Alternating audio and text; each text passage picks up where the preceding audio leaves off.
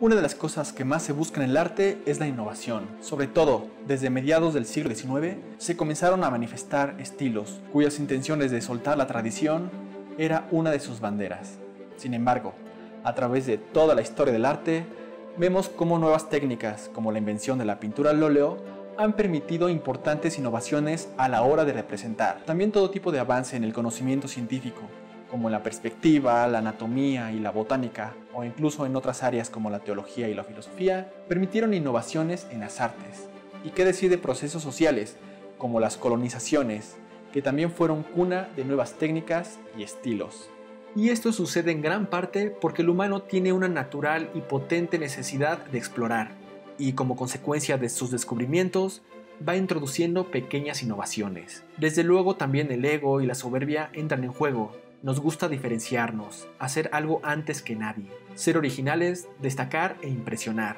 También entran motivaciones existenciales. Deseamos trascender nuestra finitud dejando huella en el tiempo. Y bueno, el arte es uno de nuestros vehículos favoritos para esto. Y si bien en muchos periodos del arte, apegarse a la tradición fue más valorado que el ser original, al ver su historia en toda su extensión, encontramos que el fenómeno de la invención y la innovación es inevitable, fundamental y necesario.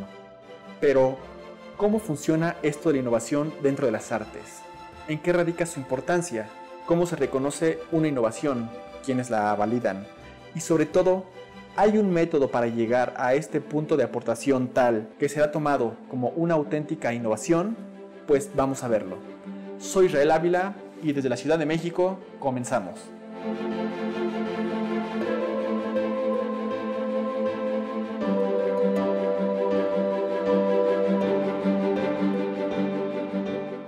Escuchemos este fragmento de música.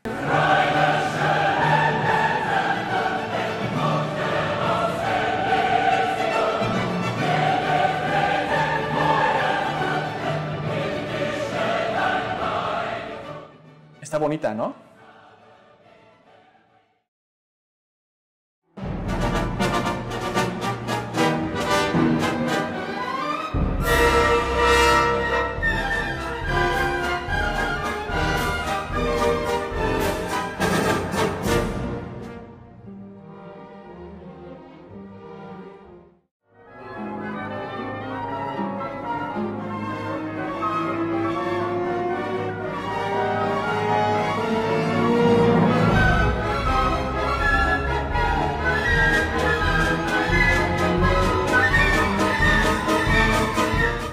Interesante.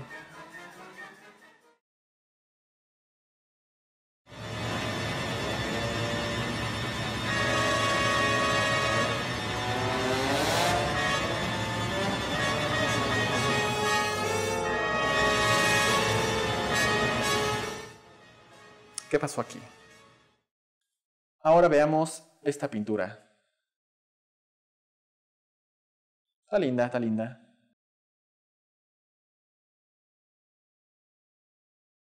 Me parece interesante.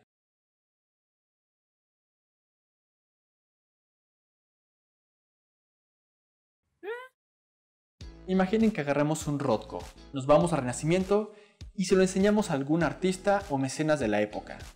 Además le explicamos que esta pieza de arte es muy admirada en el siglo XX y XXI. ¿Qué creen ustedes que pensarán?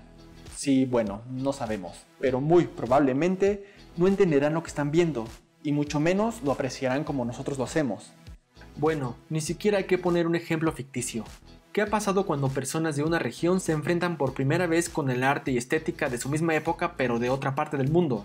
Por ejemplo, cuando los europeos entraron en contacto por primera vez con el arte africano o el de Oceanía. Seguramente estas piezas fueron consideradas curiosidades que no pasaron de ser vistas más que como arcaicas y menores. Habrán sido menospreciadas. Desde luego hubo gente culta que vio en estas piezas algo más valioso, pero fueron los menos. Inclusive estaba pensando, ¿qué habría dicho la mamá de Pollock al ver el expresionismo abstracto de su hijo? Quizá tampoco entendió nada. Y eso que contextualmente estaban en las mismas. A ver, aquí me estoy metiendo con el gusto. Y la verdad es que ese es un tema muy complejo. Y aunque no es de lo que trata este video, tiene mucho que ver. En los ejemplos anteriores, supimos o imaginamos que había dos razones por las cuales una obra de arte puede producir rechazo. Una, porque la obra y el espectador no se circunscriben en el mismo contexto. tiempo y espacio, y otra porque no hay un conocimiento suficiente para admirar dichas obras. La mamá de Pollock no sabría qué demonios es el action painting, ni qué aportación puede suponer. Y si bien no son las únicas razones que dificultan la comprensión de una pieza artística, son dos muy poderosas, y las podemos resumir en una sola. El espectador del Renacimiento y el actual, o la mamá de Pollock y el artista su hijo, no están hablando el mismo lenguaje, no comparten un código. Un código es un elemento del conjunto de signos producto del convencionalismo y permite transmitir ideas y experiencias. Hay muchos tipos de códigos, y esto depende del contexto en donde se incluya este término. En general, el código es un sistema de signos o símbolos que requieren de un entendimiento o aprendizaje por parte del usuario para poder ser empleados correctamente. Y esto nos lleva irremediablemente al hecho de que el arte comunica. Independientemente de la intención consciente del artista y sus metáforas, una pieza artística es un documento que nos habla más allá de lo que el artista objetivamente nos quiere decir, mediante una serie de elementos ligados a una época y a un lugar. Y es que en el arte casi todo es relativo cuando de definirlo se trata, excepto una cosa: el creador, el artista.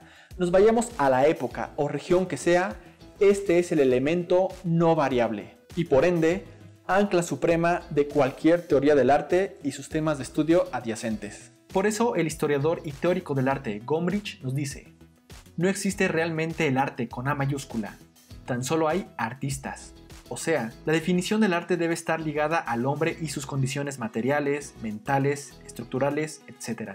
Entonces, salvo ciertas preferencias que tiene el cerebro por algunos aspectos perceptuales, como la simetría o el ritmo, las reglas que debe seguir el arte, todos los valores que lo califican y estructuran, y su estado preciso dentro de un contexto sociocultural, no son naturales, son puestas por las sociedades, y ni siquiera por todas las personas dentro de un grupo social, sino por las que ostentan cierto poder de consagrar tal o cual estilo o disciplina como arte.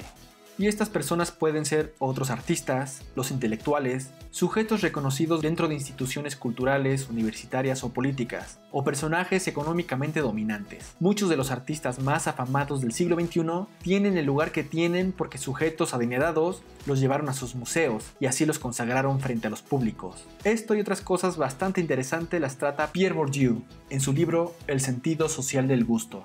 Así, ciertos agentes dentro de una sociedad deciden mediante mecanismos más o menos autónomos y a veces medio arbitrarios qué es arte y hasta qué se puede considerar novedoso.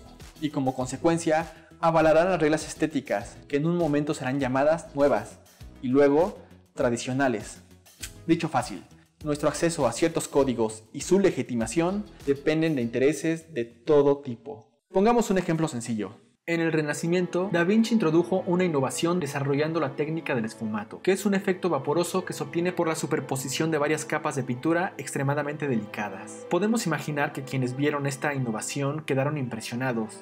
Entonces lo asimilaron y si eran pintores fueron y lo incorporaron en su obra. Desde luego quienes tuvieron acceso a las pinturas de Da Vinci eran principalmente otros pintores o personajes poderosos como comerciantes, clérigos o políticos. Es difícil imaginar que un campesino de la época hubiera visto una obra como esta. Con esto podemos entender cómo quienes consagran un modo de hacer y un modo de ver son sujetos o colectividades que ostentan cierto poder de catapultarlos al mundo. Con el paso del tiempo, estas innovaciones serán usadas y enseñadas con suficiente frecuencia como para volver su uso una norma y luego una tradición, sobre la cual llegarán otras innovaciones. Como en el conocimiento, así avanza el arte, por superposición. Así tenemos que una innovación en el arte es una pequeña aportación no propuesta antes en un contexto dado, y esta aportación sucede dentro de una estructura consagrada, reconocida y aceptada. Da Vinci usó su esfumato en una pintura eminentemente tradicional, que responde a las necesidades estilísticas y funcionales de su época. Los mercadólogos creo que le podrían llamar a esto propuesta de valor. O dicho de otra manera, los códigos que usamos para leer el arte van agregando poco a poco nuevos elementos que nos permiten ir entendiendo obras que contengan esta propuesta de valor para un capital social dado. Entonces, las innovaciones son inevitablemente graduales e incluso lentas, puesto que solo pueden partir de un enorme corpus de tradición que define y valora las creaciones artísticas. La tradición o el estado actual del arte es de hecho lo que tenemos, lo único que existe. Todo lo demás existe en el mundo de las posibilidades, y es en donde tenemos que sumergirnos para materializarlas y generar innovación. De ahí que no vimos un día a Rembrandt despertar creativo e inventar el arte conceptual. Este está desligado de su tradición inmediata. Sin todo el arte que sucede en medio de ambos, no hay una conexión que haga esto posible. Y esta es la misma razón por la que Rembrandt vería solo cosas en el arte conceptual. No conoce el sistema de códigos para leerlo. Por eso, para entender cierto estilo, época, ismo o escuela de arte, es importante saber cómo y por qué se llegó ahí, además de sus objetivos. No basta con llegar frente a la obra y decir, no me dice nada, bye. Ni modo, hay que estudiarle un poquito. Y esto por sí solo no hace al arte elitista. Bueno, quizás sí un poco. Pero vamos, para entender un poema en inglés, pues hay que estudiar de menos inglés. Para entender cómo una ecuación resuelve un problema, pues hay que saber matemáticas, y nadie se ofende de eso. No es cierto que la pieza de arte nos hable por sí sola. Nosotros debemos aprender el código que nos permite acceder a su contenido. Y esto siempre sucede, ¿eh? Solo que la mayoría de las veces aprendemos los códigos por la cultura en la que nos desarrollamos sin darnos cuenta. Por esto nos es tan accesible, por ejemplo, la pintura religiosa. Vemos una crucifixión y pareciera que el entendimiento se nos fue dado automáticamente. Mira, este cuadro es muy claro. Pero no, evidentemente lo aprendimos. No es de gratis que una imagen que bien podría causar terror le genere paz y esperanza a las personas. No es tanto lo que ven pintado, sino su enorme carga semiótica, de significado. Así que ya tenemos que el juicio que hacemos acerca de una obra de arte está ligado a las condiciones contextuales y lingüísticas del creador y del espectador, y a los problemas derivados de las incompatibilidades de sus respectivos sistemas de códigos en uso. Y pues cuando se introduce una innovación, hay bronca entre los códigos. Ejemplos. Retomemos los fragmentos musicales del inicio. El primero corresponde al cuarto movimiento de la novena sinfonía de Beethoven, mejor conocido como el himno a la alegría. Escogí esta pieza porque todos la hemos escuchado hasta en covers raros.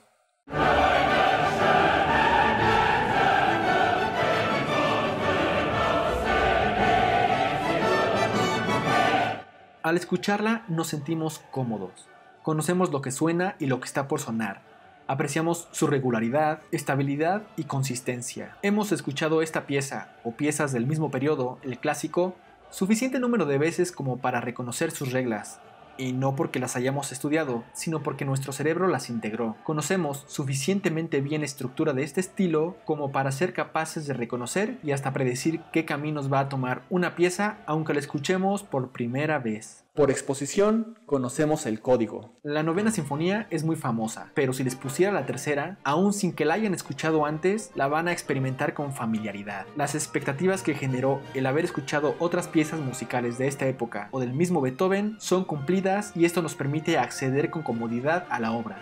Está padre, ¿no? Ahora, esta música se ha vuelto famosa y colectiva por razones histórico-políticas. Por eso sabemos tanto de música estadounidense y europea y nada de música de Birmania. Hay poderes que guían nuestro gusto. El segundo fragmento corresponde a la Vals de Ravel, el del bolero.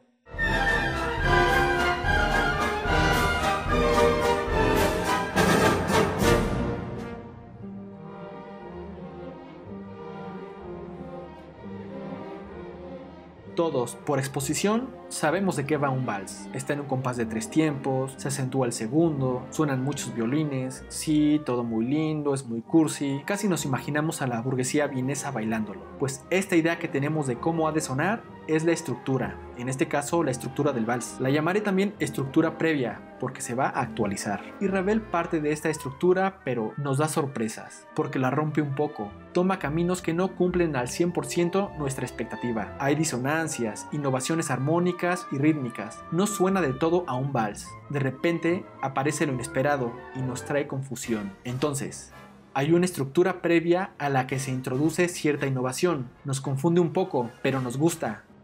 Y es que sí, lo conocido le es agradable al cerebro, pero también experimentar repetidamente algo nos llega a aburrir. De ahí la frase, esa canción ya está muy choteada, por buena que ésta sea. La sorpresa tiene su encanto, nos permite emocionarnos otra vez. Por cierto, Ravel pertenece a la época impresionista de la música, de ahí que su sonido sea difuso y con límites armónicos poco definidos, como sucede en la pintura impresionista. Así al inicio puede que no nos encante esta pieza, pero nos interese. Conforme la vamos escuchando, vamos asimilando su propuesta novedosa. Lo es si nunca habíamos escuchado nada igual. Hasta que ésta integra el código de cómo suena la música orquestal de inicios del siglo XX y la de Ravel al código de cómo debe sonar un vals. Y entonces nuestra estructura mental de cómo suena la música se habrá enriquecido.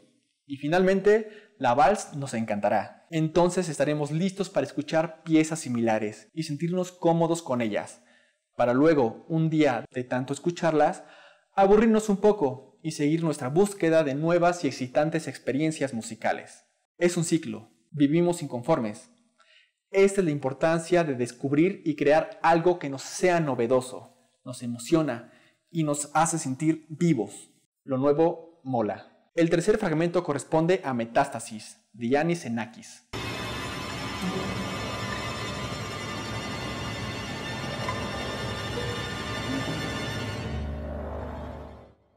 Nos es muy confusa, aunque cumple con ciertas expectativas, como la de cómo suena una orquesta con sus instrumentos más comunes, violines, chelos, metales, etc. La realidad es que al no ceñirse a una estructura armónica más o menos convencional, como sí lo hace la novena de Beethoven, Ravel y casi toda la música que nos gusta, no cumplen nuestras expectativas y pues nos es sumamente ajena. No tenemos la información en nuestro cerebro para procesarla, no sabemos en dónde acomodarla, tú qué eres, puesto que no nos suena a algo que hayamos escuchado antes. Solo público especializado y músicos, o sea, élites culturales por llamarlos de alguna forma, tendrán en su cabeza el lenguaje que habla esta música y la entenderán con suficiencia. Así que en términos de nosotros como individuos, lo nuevo es relativo a lo que sabemos. Lo mismo pasa pues con la pintura. Esta la vemos con tanta naturalidad que ya no nos cuestionamos demasiado su contenido formal y significado. Esta otra tiene elementos disruptivos y que nos hacen cuestionarnos más, pero en general reconocemos lo que contiene. Pero esta sí que nos genera más dudas que certezas. En su mayor parte nos es ajena. Es más fácil rechazarla e incluso nos puede llevar a gritar: esto es zamparte, no me dice nada. Bueno, compa, de que hay engaños y fraudes en el arte, pues sí, los hay. Pero primero conoce sus motivaciones, habla su lenguaje, y en una de esas descubres algo muy excitante. No seamos flojos. Como dije antes, el cerebro tiene ciertas preferencias por algunos aspectos perceptuales. No todo es cultural. Incluso lo que es cultural está inevitablemente ligado a las necesidades más primigenias del cerebro. Así que el hecho de que nos choque la inestabilidad es muy normal, inevitable. Vengas de donde vengas, seas del tiempo que seas. Por esto, el que nos acostumbremos a la inestabilidad formal que introdujo el impresionismo, con su pincelada, uso de color y falta de definición, no significa que estemos listos para el cubismo, por ejemplo. Quizás sí listos para la inestabilidad en lo abstracto, pero ya en concreto, la inestabilidad el cubismo trajo rompiendo las formas, nos trae nuevamente confusión. Y de aquí puede salir un tip: desestabilizar, romper, deconstruir o desestructurar técnica, formal y discursivamente algún estilo, con maestría e ingenio claro, son ingredientes en esto de la innovación artística. Como ya vimos, la innovación se introduce mediante pequeñas aportaciones, puesto que todos los conocimientos previos que tenemos como especie y como individuos son el gran edificio al que solo podemos agregar, si bien nos va, un piso extra. Nuestras cortas vidas y limitadas capacidades cognitivas no permiten mucho más. Entonces, la cápsula en la que vivimos, formada por el corpus de la tradición, la estructura lingüística y nuestros códigos, son nuestro mundo, puesto que construyen mediante interpretación nuestra experiencia cotidiana y para nuestros fines, la artística. Así que innovar también requiere que seamos capaces, como creadores, de mirar fuera de esta cápsula. Y conste que dije mirar, no salir. Eso es imposible. ¿Y qué significa dar un vistazo fuera? Yo lo definiría como mirar fuera de nuestro contexto más inmediato, echando mano del estudio, el análisis, el trabajo y mucha conciencia, buscando otros modos de hacer, ver y entender, para asimilarnos y entonces sumarlos a nuestra estructura previa y ahora sí, ser capaces de generar una innovación. Por eso dije, desestabilizar con maestría, porque hay que ser muy estudiosos y cuidadosos. Ya después llegará la parte de que nuestra innovación o propuesta de valor sea aceptada por los demás, sobre todo por los que tienen el poder de consagrar esta innovación artística como tal. Y para que eso suceda, se deben de alinear factores muy específicos. Algunos los controlamos nosotros, pero otros no. Así que no nos queda más que saber movernos o saber vendernos cuando estamos seguros de que hemos hecho algo bien en nuestro arte. Y esta es la parte más pesada e injusta. Es la que nos explica por qué nunca conoceremos una buena canción de Birmania, pero estamos saturados de mala música de Estados Unidos. ¿Y qué pasa con los códigos? Dios, ¿cómo los usamos para innovar? A ver, como dije antes, a mí me podrá parecer nuevo algo que de hecho no lo es. Si apenas estoy descubriendo el arte pop y me resulta innovador porque nunca estudié nada de arte ni entré en contacto con este estilo y voy y se lo enseño con emoción a alguien en mi circunstancia, puede que le resulte novedoso también. Pero si voy y se lo enseño a un maestro de arte, no verá nada de nuevo. Él verá de hecho una tradición, la tradición del pop. No, ese no. Ese. Ahora, si tú y yo estudiamos arte, conocemos su historia, teoría, sus muchas tradiciones y las producciones más recientes y consagradas, tendremos no solo un código en común, sino uno actualizado. Entonces, si un día descubrimos a un artista que ha agregado algo no visto dentro de la gran tradición del arte contemporáneo, con mucha probabilidad coincidiremos en que ha innovado. Y si vamos y se lo mostramos a alguien con nuestra formación, es muy probable que también reconozca la innovación. Entonces, si por alguna razón tú eres de los que huyen de la tradición y lo que busca es innovar, primero documéntate y conoce el estado del arte, que lo que te sea nuevo sea de verdad lo nuevo.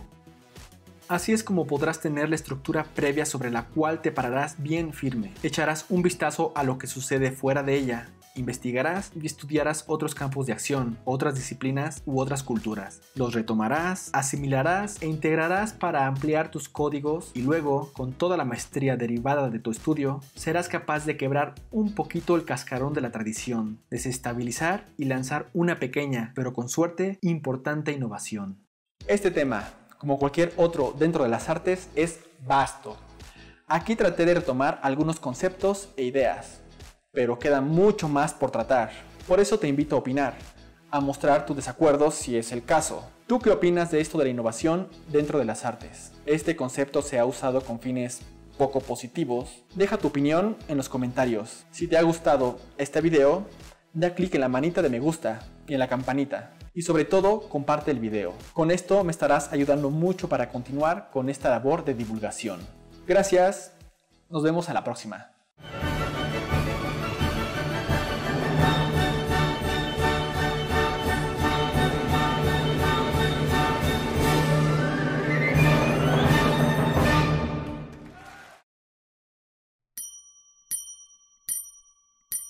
A través de la historia del arte, ha habido artistas o periodos que han significado una auténtica revolución por las innovaciones que introdujeron, y a continuación les mencionaré algunos. Arte del Paleolítico, pintura rupestre. Estas obras, como muchas en la historia del arte, fueron creadas lejos del concepto moderno de arte. Sus fines fueron quizás de carácter mágico religioso. Sin embargo, al ser las primeras manifestaciones culturales de carácter gráfico de las que tenemos registro de nuestra especie, están incluidas como las primeras manifestaciones artístico-estéticas y son un documento invaluable para el estudio del hombre y su relación con la representación gráfica del mundo. Busto de Nefertiti. Uso esta pieza como un ejemplo de la maestría de los escultores egipcios, en este caso del escultor Tutmose. Su largo y estilizado cuello, la simetría de su rostro solo rota por el faltante del ojo de cuarzo, y la extraña naturalidad del gesto que apunta a cierta idealización y geometrización, son muestra del alto logro técnico y representacional del arte egipcio clásico. El conjunto de sus suaves rasgos resulta sorprendentemente afín al canon de belleza actual. Jan van Eyck, pilar de la escuela flamenca y uno de los más innovadores en el uso de la pintura al óleo. Si bien no fue el primero en usar esta técnica, como a veces se afirma, sí introdujo nuevos elementos a través del uso de la veladura, además de que logró un grado de detalle y realismo no visto hasta entonces. Renacimiento. uno de los movimientos culturales más importantes de Occidente. La difusión de las ideas del humanismo trajo un fuerte impacto en las artes. Se introdujo fuertemente la perspectiva y se innova en la composición y el uso de la luz. Se perfeccionaron técnicas como el óleo, se idealiza la belleza antigua y se estudia la naturaleza para una representación más convincente. Se extiende el uso del lienzo sobre el de la tabla. En fin, fue una divertida locura esta época. Barroco. Este movimiento, identificado con el absolutismo, introdujo la dramatización mediante el famoso efecto lumínico del claroscuro, y la luz domina sobre la línea. Se desarrolla el retrato cortesano, la pintura de género, como el paisaje, el bodegón y la pintura histórica. La fidelidad con la realidad es perfeccionada. Algunos enormes de esta época, Rembrandt, Goya, Rubens y Velázquez con sus increíbles meninas. Claro, y Caravaggio. Impresionismo. Hogar estilístico de Monet, Manet, Renoir y Cézanne, solo por decir algunos. Este es el movimiento que dará personalidad al arte moderno. Se funda en la tradición de pintores como Turner e introduce un uso del color naturalista, permitido por la aparición de nuevos pigmentos que resultan en colores muy intensos, mismos que se usan de manera pura y saturada, mediante pinceladas sumamente sueltas que prácticamente anulan el contorno tajante de la figura, o sea, hay indefinición, como en la Valse de Ravel. Se maximiza el uso de los colores complementarios y se explotan efectos ópticos tales como los contrastes simultáneos.